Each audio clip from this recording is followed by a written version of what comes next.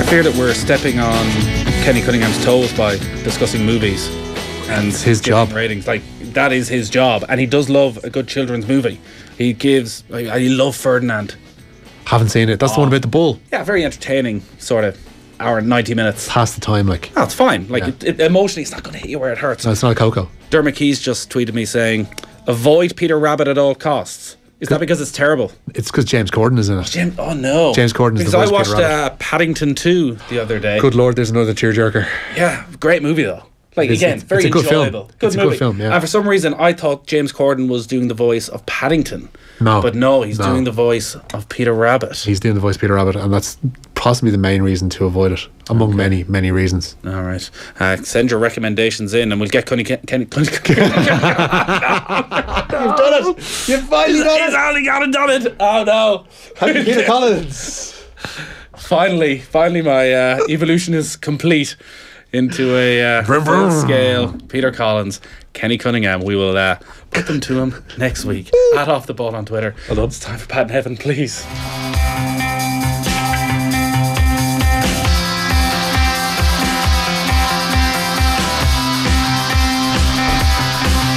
Come in and save me, Pat and Nevin. Yeah. I was talking to Connie Kenningham a few weeks ago, actually. I wasn't talking to him about Peter Rabbit. By the way, don't diss Peter Rabbit. Seen it last night. It's actually quite funny. Much to my surprise, taking children to it and loved it. I was really surprised. No Paddington, I'll grant you that. It's not Paddington, but it's pretty good. But James Corden didn't ruin your evening? I think it was helped by the fact that I didn't know it was him doing the voice. And I've only found out since you've mentioned it. So it's kind of put a slight dampener on it. But apart from that, it's not bad. There's a couple of really good laughs in it. When did the tide turn on James Corden? He was Mr. Popularity, and just in the last sort of 9 months or so, everybody sort of switched off. I'm guessing did he go over and do something in America? He did. Well, he has his carpool karaoke, which again I think people like, but he just stepped a little bit too far. He did that thing. Do you know what he did? And he do something with Sean Spicer at one of the award ceremonies and sort of reintegrated him back into American society, and they were all he was delighted with himself, didn't realise that actually, this guy was standing right beside Donald Trump the whole time, and maybe it wasn't the wisest idea. Anyways, we've gone slightly off topic there, Pat. How's your international break been? Oddly enough, I had a really busy time. Where have I been? I've been over at Paris. I was doing a conference over there. I'll not bore you with it, but it was a football conference, so it was okay. But I did try and watch as many of the games as I could. And to be honest, a lot of them didn't light my candle. Just all international friendlies aren't the same. A lot of people get turned off by friendly internationals because, people don't always go for it. Not everyone turns up. But on top of that, this is the one that's nearest to the World Cup, but it's right at the end of the season. Nobody wants to get injured. Absolutely nobody wants to get injured. So you get this kind of slight mutual non-aggression pact half of the time. And then if you're watching Argentina, Messi doesn't play, so it's a waste of time. Yeah, because probably that standout performance of the past 10 days or so was Spain's victory against Argentina. But you have to give the health warning that even though they won 6-1, there was no Lionel Messi for Argentina. And also, as you say, it did have that sort of training ground feel. Spain were allowed to do whatever they want. Are they going to be allowed to do that at the World Cup? They're probably going to be kicked off the park, or certainly attempted will be made to kick them off the park. Now, you're probably not going to do it to Diego Costa. But even still, the manner, the depth that they seem to have in their squad, Spain, do you read something into that? Do you look at Spain and think they're back? Well, to be honest, the times that you've written off Spain and Barcelona, we do so at our peril. And you always think this is their last hurrah. But they've been having a last hurrah for about 6 years now. So, you're not going to write them off. It's a tough one to see. I mean, I don't take anything out of that. Remember, Argentina did beat Jim. They did beat Italy 2-0, didn't they? So, how much can you take out of it? I try not to read too much into specifically these ones. And I'll give you an original reason why. Back a million years ago when I was playing for Scotland, last game before Euro 92, playing the USA and a friendly game. We won 1-0. Fortunately, I scored the goal, so I'm thinking, yeah, I'm going to Euro 92. Thing is, their fullback didn't read the memo. He's only crunched me and broke my fib, or cracked my fib. This is like 4 weeks before the championships. It didn't stop me going. I still went, but it was damn painful. But the thing is, everybody knows, except for that one guy, Dominic Kinnear, everybody knows that, hey, there's a limit you can go to. So you're not seeing a complete real game of football. See, always have to take it with some slight pinches of salt. But there was all good things. I mean, throughout. I mean, I had to watch the England games as well. And to be fair, the cockiness and the confidence of them really surprised me. I mean, they were playing against Holland, who are not the Holland of old, and Italy, who are not the Italy of old. But let's be honest about it, they were cocky as anything for large parts of those games. So, you know, they surprised me slightly. But again, take not too much out of it. But I think you're right. Spain is the one that jumps out above absolutely everything else. And then you have a look at their bench. They had a good, strong team out. Then you look at their bench and you think, bloody hell, the bench could probably have done exactly the same thing.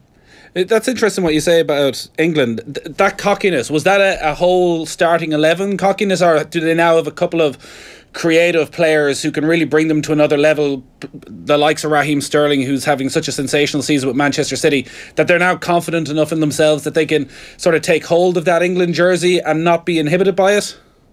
I think they have up front. Rashford, early on in the first game, he was doing exactly the same sort of thing. Real confidence, real belief about himself.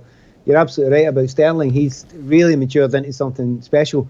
The problem I've got, and lots of positives, they've not given away any goals. For all the question marks about their defence, they ain't given away many goals. You have to look at their recent record. It's incredible. And it goes back to when Scotland scored a couple against them. I think they lost 1 goal since then, up until that last-minute penalty there the other day. But you know, you just think, well, wait a minute. You know, they've obviously got something organised with the system, which is working defensively with them. And then you look up front, and you've got the pace of Rashford, you've got the pace of Sterling. Kane obviously can score goals, and if he's not there, Vardy's got lots of pace as well. There is a problem for England, I think, and it's a massive problem.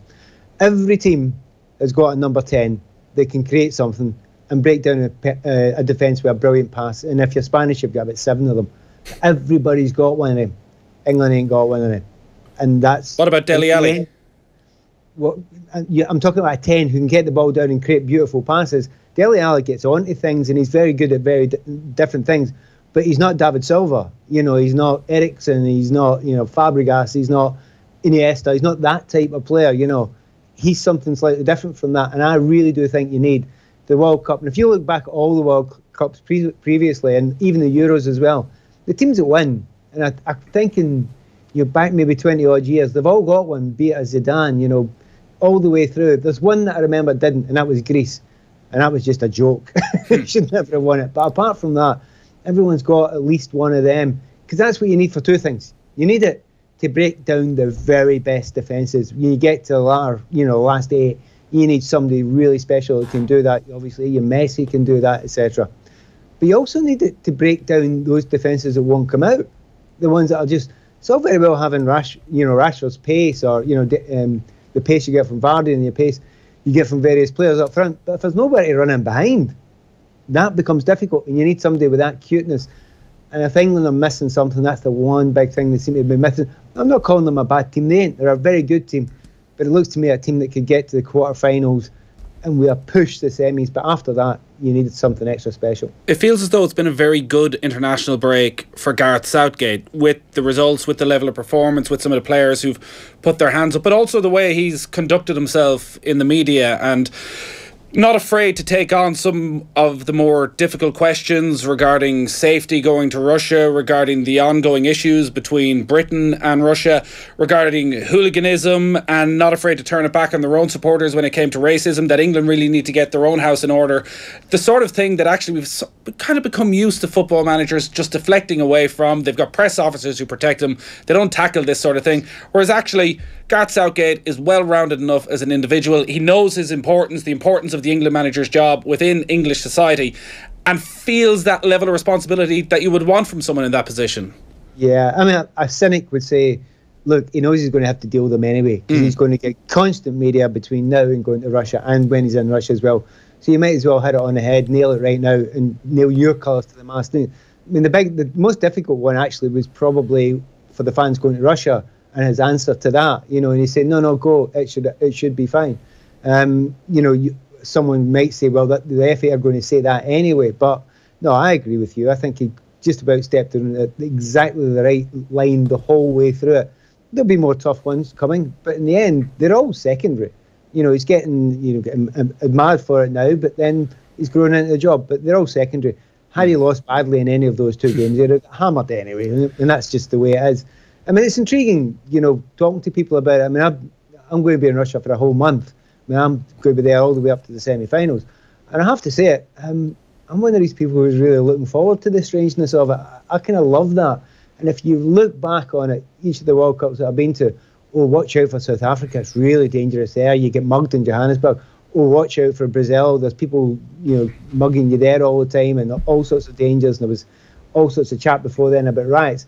Every World Cup, they've got two things usually going for them. One of them is going to be dangerous. Second one, the stadiums won't be ready. And usually it doesn't work out that bad.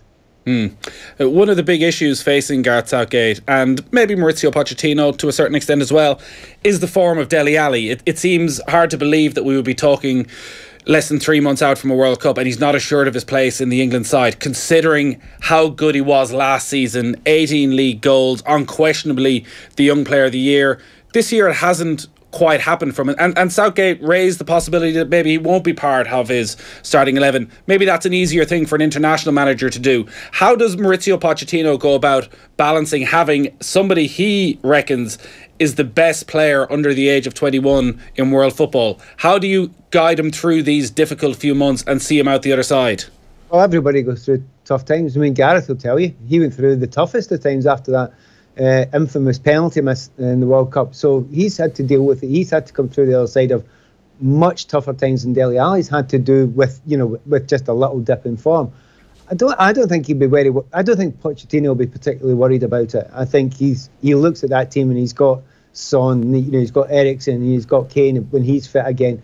And there's probably enough there. He wouldn't want two of those to be either out or off form. So if they're playing against Chelsea at the weekend, they might be worried about Dele Alli not available, and if Harry Kane doesn't make it, that would be a big concern for them there. But I don't think he'll worry about that. I think, again, Pochettino's a good manager, and he'll probably get the best out of him.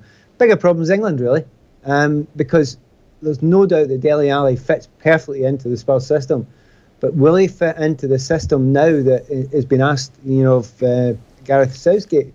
Very different system, different types of players as well.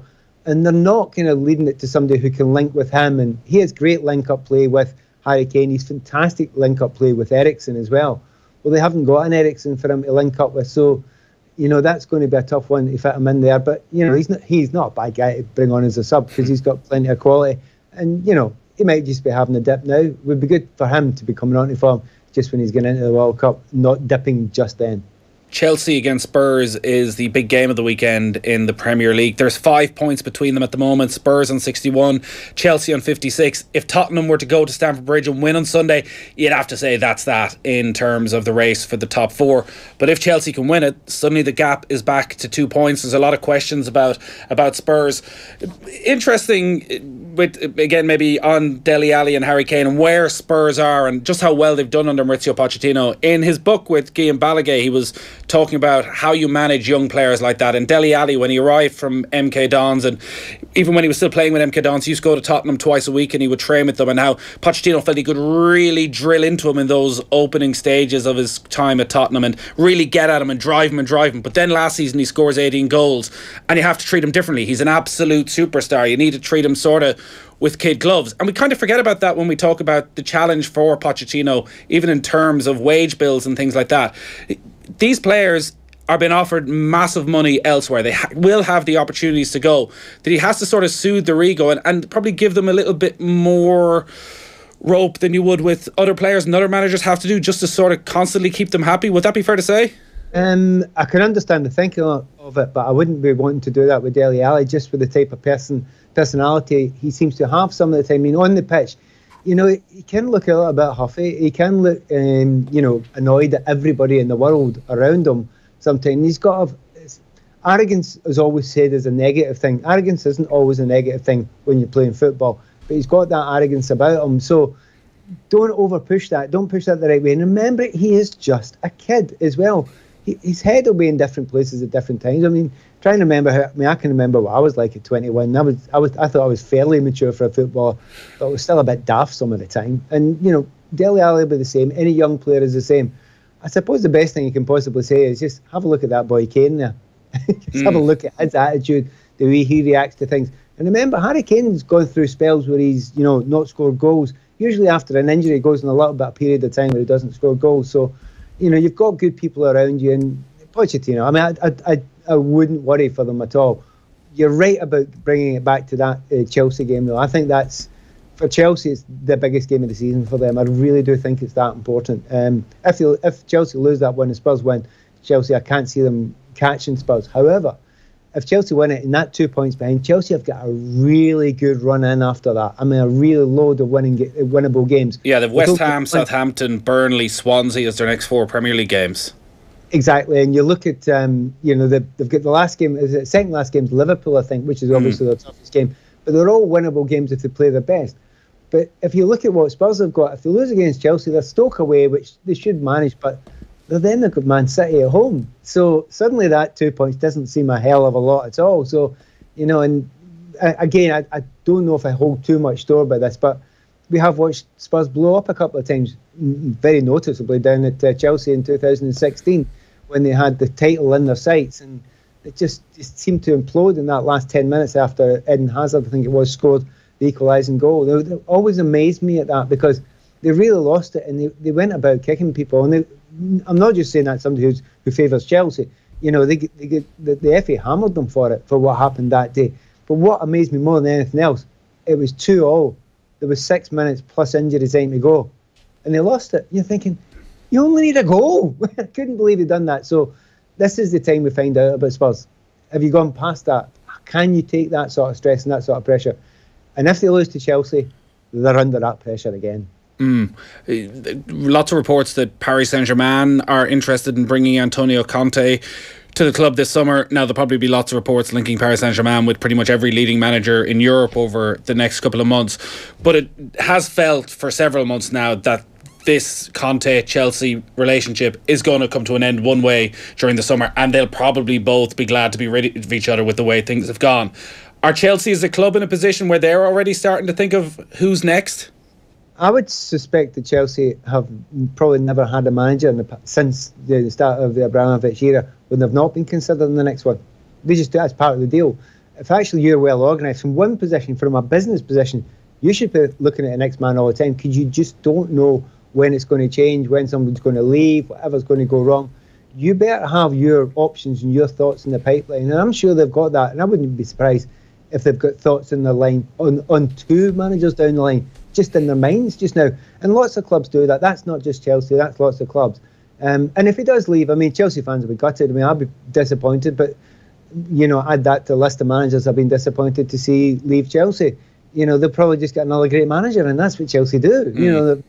In a way, after a while, after a good long time of year after year after year, after trophy after trophy after trophy, after manager after manager after manager, you think, actually, that's just the method, and it seems to work for them. And would you be surprised if, Conte did leave, and he'll get a great job because he deserves it, because he's a very good coach, but he goes in and the next guy comes in and he does a good job as well, because they can go and pick not the cream, but among the cream of the managers. Problem is now, is what's up the road north. You've got Pep there, you've got Jose there, you've got Jurgen Klopp up there as well. I tell you, that's a really, really tough trio to get by. So you want to get a good manager in, but if you're going to stick with them 3, boy, he's going to have to be brilliant. Yeah, it'll be really interesting to see what happens in Chelsea during the summer, regardless of who the manager is, in terms of just how much financial support they give that manager, because they do look... I think about one, the Conte thing going to Paris Saint-Germain, I cannot see that happening at all. That's the one I don't see happening. The reason being, I was at the PSG game against Real Madrid there, and I look at that team. That is a mega restructuring that needs done there. And they've already spent massive amounts of money, and they are a country mile away from where they want to be, where they demand to be as a club. So whoever takes that next one on, they better get a hell of a lot of money. And remember, it's actually quite difficult to get that many players to go to Paris now. Yeah, there's a load of money, but the league's not going to be fantastic. And by the way, the big push to go and win the Champions League that started when the new money came in ain't happened yet. So players will be thinking, well, if it's a choice between, Man City or Barca or Real Madrid, I think PSG are still far down the line. Manchester City play Everton. It's the late game on Saturday evening. Win that, and then they could claim the title at the Etihad against Manchester United the following week. Are you at a stage, Pat, already where you're sort of ready to define just how great this Manchester City is in terms of the Premier League, or does it still depend on what happens over the next couple of months in the Champions League?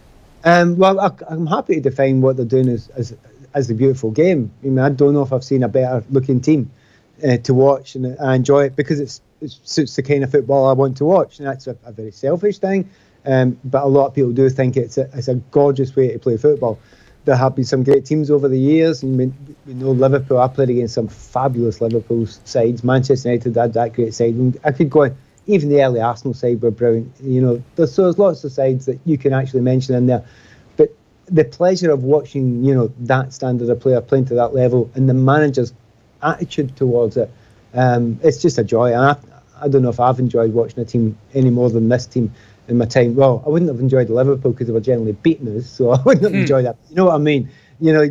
Generally, I would go and watch Man City every day of the week if I had an opportunity. Having said that, I was supposed to go this weekend as a guest of Everton, and I had to turn it down. I'm going to Stoke versus... no, I'm not. I'm going to West Ham versus Southampton instead. Wow. That's work, man. It's work. That's life. That is life. Listen, there'll be other days. I shouldn't complain actually, because I've got West Ham Saturday. I'm doing the Chelsea Spurs game on Sunday, and then I'm off to Juve against Real Madrid on Tuesday. So as you said, it's a tough life, but you've got to do it. These things even themselves out. I was just because you were all talking about going to Bordeaux beforehand, I thought I'd need to rub that in a bit. Yeah, we're hoping that we may eventually get a trip to Bordeaux before the end of the season. When Pep Guardiola then is sitting down during the summer, where are City going to improve? Where are the areas where actually they could possibly get even better? Yeah, to be honest, I wrote a piece about that last week, because that's the most interesting thing now. Because obviously we know that the chances of going to Europe, we know we're going to win the league, all that sort of stuff. But Pep doesn't sit in his laurels. There's no way he's going to do that. He'll be looking at the next thing, thinking, right, not where there's a weakness, but where I can strengthen, right? And you look at it, and there are a number of... I think the left full-back position will be fine because Monday will come back, and that'll be fine. The right-back's okay. The centre-back area is beginning to look as if it's kind of sorted out as well. And you're looking around, you think, well, where are you going to strengthen? And oddly enough, see, it's a strange thing to say, but it could be Aguero. Somebody else up beside Aguero who gives something different there, something special there, something that fits in with Pep, and is a little bit younger than Aguero as well. Is that Jesus?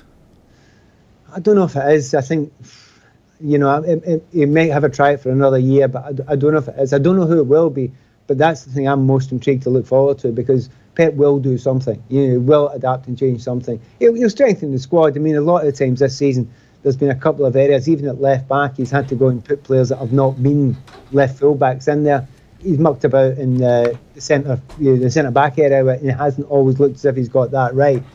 But to be fair, don't try and second guess Pep Guardiola. He's a bit cleverer than the rest of us, and he's usually got his finger on the button, on the pulse of what's happening. So if a South American we hardly know much about comes in, don't be surprised at that. Well, I was wondering about one of the other positions, which would be David Silva's, because he's 32 now. Listen, he's still at the peak of his powers. In fact, he's arguably been better than ever this season. But at that age, are there other players around Europe with a similar skill set to David Silva that aren't playing at, say, Barcelona or Real Madrid that could be open to Manchester City? Yeah, this is a massive one when they get rid of him. Again, I'm biased. He's been my favourite player in the history of the Premier League. He's certainly been my favourite. Really, that player. Good? Yeah, I'm not saying he's the best player. He's just my favourite player. I always say this. The day that I first seen him play his first game for Manchester City, I just stopped and went, that's how I tried to play football. Not how I did. That's what I was trying to do the whole time. He's exactly the style of football that I love trying to play, and now and again touched it, but he does it all the time. So I think it's an incredibly hard one to replace, and you look at Iniesta, exactly the same sort of situation there over at Barcelona. And these guys are not easy to find, and you used to get them through the Barcelona system. Ain't there anymore. Look at the Barcelona system. They've played, I think, the right back, isn't it? He's the only one recently that's come through the system.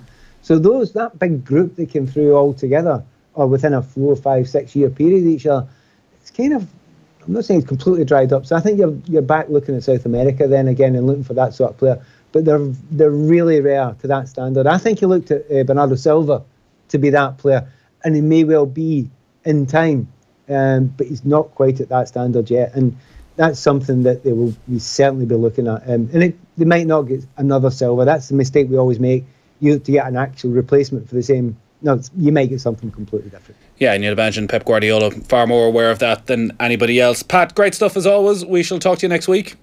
Look forward to it. See you then. Pat Nevin there, special guest on a Thursday night. I'm sure he'll be back on Monday talking to Joe, reviewing all the weekend's Premier League. And as always, Saturday afternoon we'll have reporters at all the games, so you will not miss a goal. Analysis from Gary Breen, from Kevin Kilban and from Clinton Morrison as well. We're going to take a quick break and then we're going to chat to Graham Hunter. Football on Off the Ball. Brought to you by the Boyle Sports app. Cash out and in-play betting available in the App Store and Google Play Store. Tech Talk with Jess Kelly. Coming up this Sunday, as our lives continue to move more and more into the online space, we ask if our older people are being left behind and what can we do to prevent that from happening. Fresh from its global launch in Paris, we'll have the Huawei P20 Pro in studio and of course answer your tech questions. Tech Talk with Jess Kelly. This Sunday at 6 on News Talk. You know, the guys who go out and catch the shellfish for us, they're the last of the hunter-gatherers. Without them, there is no Kings of Connemara. We've grown quite a substantial business. You have to remain hungry. There's huge potential within Europe. It's easy to envisage an order for, say, 10 tons of crab. The dream is bigger now than it was in the beginning. We dream bigger. AIB, we're backing Brave. Featured customers received a gratuity. Allied Irish Banks plc is regulated by the Central Bank of Ireland. After last year's record-breaking finale, the Guinness Pro 14 final is returning to Dublin this May. Don't miss your chance to witness one of rugby's biggest events, the Guinness Pro 14 final, Saturday, May 26th, Aviva Stadium, Dublin. Tickets available now from ticketmaster.ie. Hi, my name is Gary, and I've come through some really difficult times in my life. I started to run small little amounts. It was slow, but it was great. Running, it's my be-all and end-all in terms of managing my mental health. When we go through tough times, little things can make a big difference to your mental health. Visit yourmentalhealth.ie.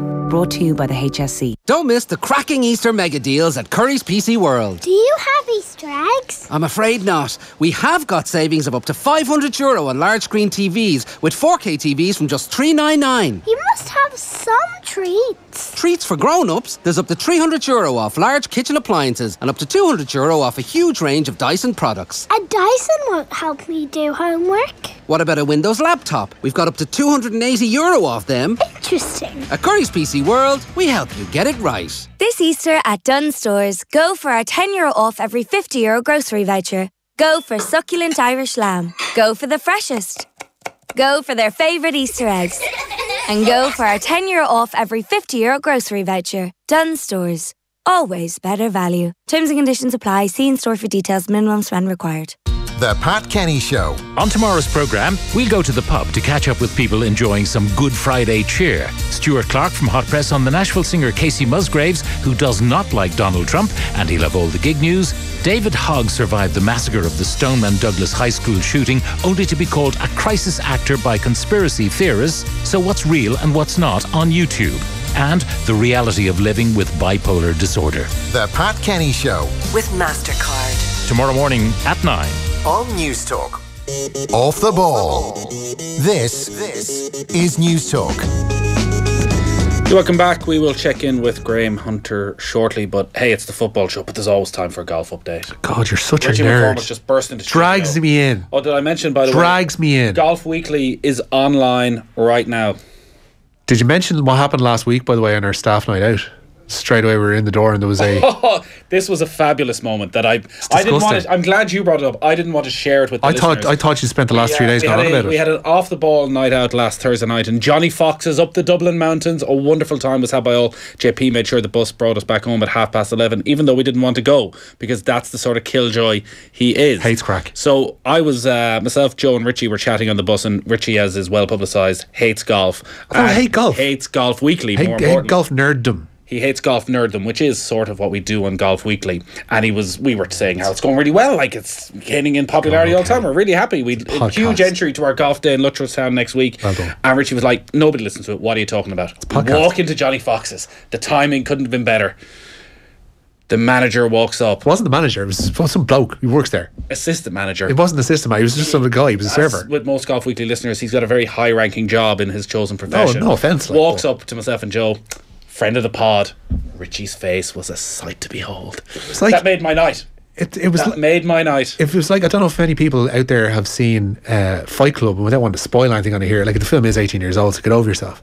But when somebody walks up to Ed Norton's character and goes, "Oh, thank you, Mr. Jordan," and winks at him, that's exactly what it was. It's this weird cultish kind of thing that was going on there. It's wonderful. Freaks. I'm glad you said cultish, because from time to time you have said other things about Golf Weekly. Sounds very similar. Quickly, give us the golf. A 67 for Porgy Carrington. He's given himself a nice platform for the week in the Houston Open. 5 under par is how Harrington signs off today, and he's 2 off the lead. Kevin Tway and Lucas Glover both leading the way on 7 under par, and Seamus Power is having a decent day as well. He's 2 under. Shane Lowry's birdied his first 1 under par, and Paul Dunn will go out in the next few minutes. So a decent platform for those 4 Irish players who need to win if they're going to play at the Masters next week. Cheers, Richie. That was good time filling. Good evening, Graham Hunter.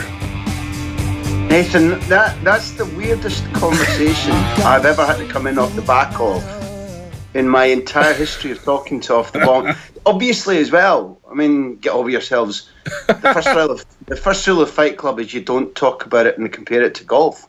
Oof. I mean, well, Richie, that was Richie. What was Richie at? Yeah, okay, listen. You've got to take corporate responsibility for him, though. Well, I'm sure you have lots of friends of the pod, friends of your pod. Sort of secret society, people who give you a nod and a wink and go, I listened to that last week. If I did, but I wouldn't be telling you because I'm a secret anymore. Guys, shape up altogether. Let's go to football. I dare say you'll have had a few more of them giving you that wink and a nod this week. Jurgen Klopp, eh? Whew. Yeah, listen. You're taking it to a whole new level. No, he is. No, I'm not. He might be, yeah. Let's start for the honest truth. First of all, whether I've done well in the past or not, some of our guests have been at that level, you know. I won't hear a word against the likes of, you know, Michael Carrick or Eddie Howe or Souness or Harry Redknapp and so on. But there's a wonderful, and I mean genuinely wonderful press officer at Liverpool Football Club who does the job that the way that every fan, every journalist who's worth their salt, who cares about the game, who cares about their own profession, would adore. I mean, literally goes out and sculpts the kind of media coverage, media access that he thinks his club deserves and that the journalists deserve. I go back to, never mind me now, but if you go back to the way in which Brewster was abused racially and the press officer there, Matt, sought out the right journalist, the right paper, whereby that interview where a difficult subject, which quite often over my working life, over yours too, Nathan, the club would have hidden it away or protected the player. Hidden the player away is a better way to say it. And instead, Matt at Liverpool decided that the way to tease the issue out, to open the debate, to try and get people to rail against what had been happening to young Brewster, was to find the right way to tell the story. Isn't that what Off the Ball stands for? Isn't it what, you know, the big interview stands for? And in that case, it's what a lot of the Guardian sports print and websites stand for. So the kudos, apart from going to Jurgen Klopp for sparing 45 minutes of his time, definitely goes to Matt at Liverpool. And I know, and probably you and your colleagues know, that there are other media officers, press officers like him in the Premier League, but they're not in the majority. And the sooner that clubs watch the coverage that Liverpool are getting and change their attitude, so that the coverage they get, the understanding they get, the interaction they get with media and fans isn't based on the sort of barometer of whether they're playing well or playing sexy football or not. It's about proper grown-up relationships. So the credit lies in the communications office at Melwood and Liverpool Football Club. Yeah, it's great to hear that there's press officers out there who are proactive and, you say, aren't just waiting for something to go wrong before they feel the need to get journalists involved. So Jurgen Klopp, is it out? Is the interview It's out released? on Monday. It's out first thing on Monday. And look, what we wanted to do was to allow Jurgen to be Jurgen Klopp. I went there not simply because he's the Liverpool manager and they're about to play Manchester City, but because he's the type of man who genuinely makes me happy about the state of modern football, happy about the way in which he comports himself, like simply the way that he devours his football life, the way that he laughs, the way that he gesticulates, the way that he admits to being emotional about football, the way he commits, the way that he doesn't hide anything. You know, you see the full sort of emotion that football costs him, and how he tries to interact with people, played out, you know, on a weekly basis, either in press conferences or in interviews or in matches. And I like his proposition, you know, again in life, not just in football. When somebody says, I want going to watch football at my club, wherever I'm coaching, to be worthwhile. I want it to be exciting. I want the spirit of football to be represented. And I think it is. I was at Dortmund, it was at Mainz, it is at Liverpool, it will be at his next club, wherever that is, whenever that is. Therefore, I wanted to speak to him and I wanted to let Jurgen Klopp be Jurgen Klopp on tape. Clearly, we talk a little bit about the Champions League, and clearly we talk about individual footballers, but really it's an opportunity for him to talk about things, and we do talk about things that you wouldn't normally hear him talking about, including James Bond's testicles. Right. Well, on that note, we look forward to that, Graham, next week. So that'll be ahead of the Champions League game between Liverpool and Manchester City, and sort of going off and trying to piece all this together. We've just been talking with Pat Nevin about Manchester City, and he was saying and expressing his love for David Silva, who he feels is the player he's most enjoyed watching ever in the Premier League, the player he most would have wanted to be like as a footballer. And we were wondering, at his age, is Pep Guardiola going to be starting to look elsewhere, looking for a replacement? And is that type of player simply out there? Is Spanish football, are they still creating that type of player? The Silvas, the Iniestas, maybe they are just the level, they're simply not replaceable. But the Iscos, Asensios seem like a slightly more direct, a slightly different type of player. But are those technically cultured footballers still coming through? I don't think there's any question. You've taken some of my answer away by pinpointing Isco, who I think Manchester City are likely to try and sign in the summer. Asensio is not identical, but is cut from the same cloth in terms of what he can do to an opponent, what he can do with the ball. And aside from tactical or strategic ideas, the thrill he gives people when you watch him, I think you can very quickly and easily go to Manchester City and Brahim Diaz. He's young enough, Nathan, to say categorically he'll be a world-class footballer is something that I'd rather do if I was watching him week in, week out. But the ability is there. There's absolutely no question about that. He's a magical footballer, cut again from the same cloth. And then you look at Soler at Valencia. If you look at, I would say, Alenya at Football Club Barcelona, you could immediately go to Villarreal and pick out a couple of similar footballers. And yes, they exist. And what's more, I think there are natural conditions whereby the Spanish mainland is still producing plenty of athletes who are slightly different physically from, say, Northern Europe, Dutch, Germans, whether you want to call Brits. And therefore, physically, there will still be generations of footballers who need to practice on all through their life in football sala, control of the ball, trickery. There's an ideology here, whether you're talking about the way kids want to play in the street corner or the way that they're trained to play that, to take the ball, pass the ball, bedazzle your opponent, trick your opponent. Even if you're applying your skills to a team ethic, make the crowd stand on their feet. There's still several elements in the belief system, in the coaching system, right across amateur and professional football in Spain, that means it will surprise me hugely if there aren't players coming through on a consistent basis long after I'm finished broadcasting and writing. On Isco, why is it he seems to be in a position where he's playing his best football in a Spanish jersey rather than a Real Madrid jersey? I don't think he is, Nathan. I think that... Okay. No, listen, I'm not taking issue with your words. You are reflecting something that is the preoccupation of not just the Spanish media, but the Madrid press. But I think that it's like a concertina, and this time at the moment it's squeezed tightly together. In that the Madrid media is having, canaries because Isco in recent weeks has been played less.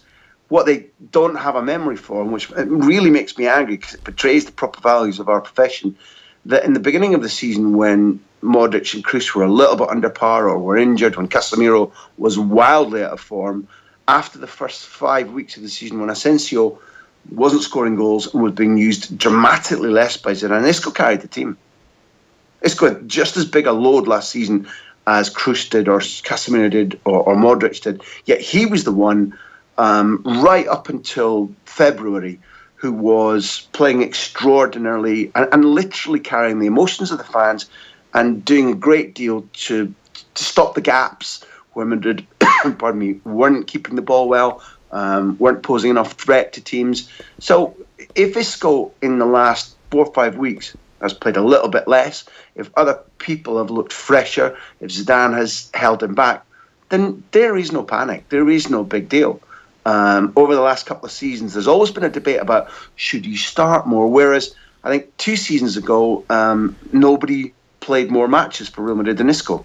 And in this season, at the end, if he carries on now, winning some time back, scoring and making goals, as he showed against Argentina, not only with his hat-trick, but with his general chutzpah, his willingness to taunt the Argentinians, draw them into positions, create space for other players. If he's playing like that between now and the end of the season, he'll get the same amount of games. And the objective for him is to be, having been part of a European Championship winning side for his country at junior level, the objective for him is to be one of the leaders when Spain go to Russia.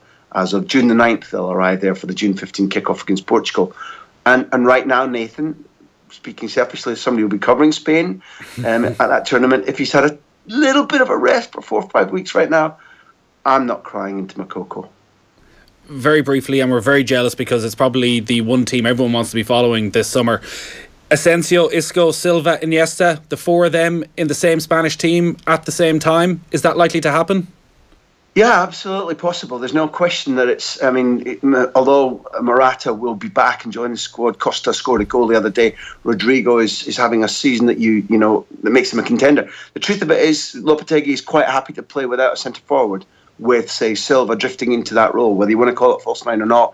Busquets is playing at the absolute best of his career for Spain right now, and Iniesta, so long as he stays fit, adds gravitas and ball control and experience. So when you name all those players, it's feasible, but Lopetegui has also shown, Nathan, that number one, he has strategic variance, and number two, he is not afraid to use anything of his increasingly vast tactical book to try and make Spain winners. All right, Graham, great stuff as always. We'll talk to you next Thursday. Cheers, man. Graham Hunter. Off the ball on News Talk. From small beginnings to magic moments, Irish cricket has come a long way, and now, for the first time ever, our men's team take on the might of Pakistan in our first men's test match from May 11th to 15th. A great family day out. Cheer on Ireland this summer in Malahide. Show your support and be part of history at the great test match, Ireland versus Pakistan. Get your tickets now at ticketmaster.ie. Proudly supported by Turkish Airlines. At Centra, we have great Easter offers in store this week, like Centra Party Food Selected Range half price. Until Saturday, Club Orange 18 can pack only €6. And until Sunday, Centra Fresh Irish Leg of Lamb 1.2 kilo only $9.99. And Campo Viejo Tempranillo and Villa Maria Sauvignon Blanc 3 for €25. Centra, live every day. Enjoy, call sensibly. Start your story at Woody's this Easter and round up the kids for a spot of gardening. Start with some colour. Spring planted hanging baskets are 2 for €25. Get moving with the Pro Lawn